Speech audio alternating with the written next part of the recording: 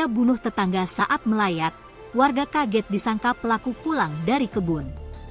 Seorang warga desa Ureng, Kecamatan Palaka menjadi korban pembunuhan oleh tetangganya sendiri.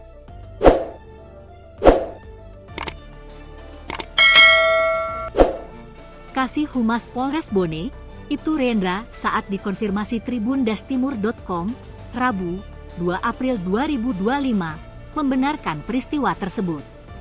Ibtu Rendra mengungkapkan motif dari peristiwa berdarah tersebut ialah rasa dendam. Karena sebelumnya korban pernah melaporkan pelaku di Polres Bone pada tahun 2024 dengan kasus pengancaman sehingga pelaku sempat diproses hukum dan telah menjalani hukuman di Lapas Watampone, ujarnya. Ia mengaku, pelaku baru saja lepas dari tahanan sekira 1 minggu lalu. Baru 1 minggu yang lalu pelaku bebas dari Lapas Watampone dan kembali terlibat proses hukum yakni pembunuhan, jelasnya. Atas perbuatannya, pelaku dijerat dengan pasal 339 KUHP mengatur ancaman pidana penjara seumur hidup atau paling lama 20 tahun. Sebelumnya, seorang warga desa Ureng, Kecamatan Palaka menjadi korban pembunuhan oleh tetangganya sendiri. Kasih Humas Polres Bone, Ibtu Rendra, saat dikonfirmasi tribundastimur.com, Selasa, 1 April 2025, malam membenarkan peristiwa tersebut. Ibtu Rendra mengungkapkan kronologi dari peristiwa berdarah tersebut. Ia mengaku sekira pukul 10 WITA, pelaku Arman, 50, dan korban Larang, 70, sama-sama datang melayat di rumah tetangganya. Pada saat duduk di pekarangan rumah duka, pelaku Arman sudah membawa sebilah parang, namun warga pada saat itu tidak menghiraukan karena warga mengira pelaku dari kebunnya.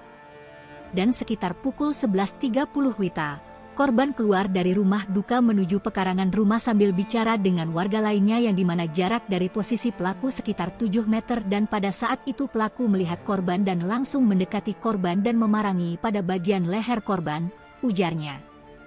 Kemudian, setelah ditebas, korban langsung lari masuk menuju dalam rumah duka dan pelaku kembali mengejar korban sambil memarangi korban. Kemudian pada saat di dalam rumah duka, dibantu warga lainnya yang sedang melayat langsung menarik pelaku untuk tidak melanjutkan aksinya memarangi korban, jelasnya.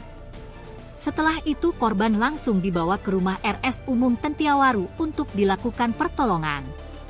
Namun pada saat sampai di rumah sakit dokter menyatakan bahwa korban sudah meninggal dunia di perjalanan, sambungnya. Ibtu Rendra mengaku pelaku sudah menyerahkan diri ke pihak kepolisian. Sudah menyerahkan diri tadi, dan untuk motifnya masih didalami, tandasnya.